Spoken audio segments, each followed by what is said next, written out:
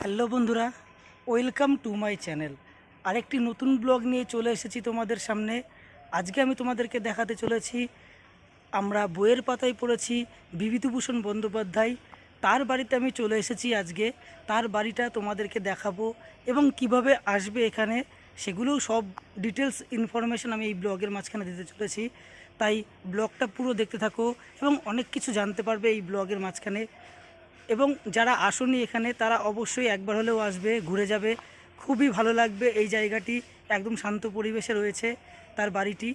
এবং এই ব্লগে অনেক কিছুই তোমাদেরকে দেখাবো, এর সাথে সাথে বলবো বিভূতিভূষণ বন্দ্যোপাধ্যায় পার্ক এবং সাথে রয়েছে ঝুলন্ত ব্রিজ এবং ইছামতি নদী, সেগুলো এই ব্লগে তোমরা দেখতে পারবে। টালিখোলা থেকে এদিক দিয়ে আসার পর এই যেই রাস্তাটা ঢুকে যাচ্ছে বাড়ির পাশ দিয়ে, এই দিকে গেলে পড়বে বিভূতিভূষণ বন্দ্যোপাধ্যায়ের বাড়ি এবং এই সোজা 5 মিনিট হাঁটলেই পড়বে বিভূতিভূষণ পার্ক। এই রাস্তাটা দিয়ে যাব এবার, কারণ এখানেই পড়বে বিভূতিভূষণ বন্দ্যোপাধ্যায়ের বাড়ি।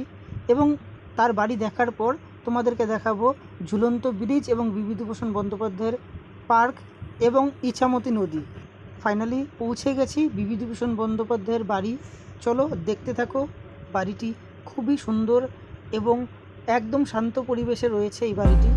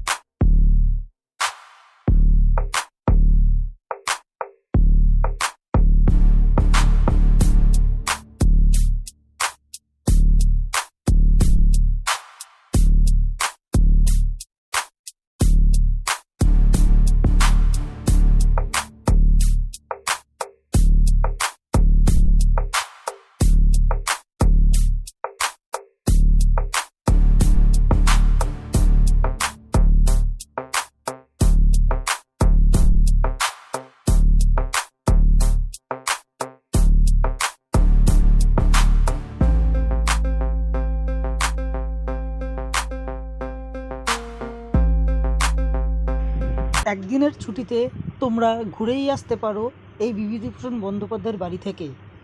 কিভাবে তোমরা এখানে আসবে? তোমাদেরকে প্রথমে আসতে হবে গোপালনগর স্টেশন। গোপালনগর স্টেশনটি কোথায়? বনগাঁ রানাঘাট অথবা রানাঘাট বনগাঁ লোকাল ধরে তার মাঝে পড়বে এই গোপালনগর স্টেশন। এই গোপালনগর স্টেশন তোমাদেরকে প্রথমে আসতে হবে ট্রেনে অথবা বাসে করেও আসা যায় গোপালনগর স্টেশন। এই যে গোপালনগর স্টেশনের বাইরে, এবার এই পাশ দিয়েই রয়েছে মেন রোড এবং এখানে রয়েছে অটো ধরে তোমাদেরকে আসতে হবে টালিখোলা মোড়। এই হচ্ছে টালিখোলা মোড়। এই টালিখোলা মোড় থেকে তোমাদেরকে আবার টোটো ধরতে হবে। টোটো ধরে যেতে হবে বিভূতিভূষণ বন্দ্যোপাধ্যায়ের বাড়িতে। টোটো ভাড়া নেবে 10 টাকা এবং টালিখোলা থেকে বিভূতিভূষণ বন্দ্যোপাধ্যায়ের বাড়ি ভাড়া নেবে 10 টাকা এবং গোপালনগর থেকে টালিখোলা পর্যন্ত ভাড়া নেবে 10 টাকা। বিভূতিভূষণের বাড়ি দেখার পর এবার তোমাদেরকে দেখাচ্ছি বিভূতিভূষণ পার্ক এবং ঝুলন্ত ব্রিজ।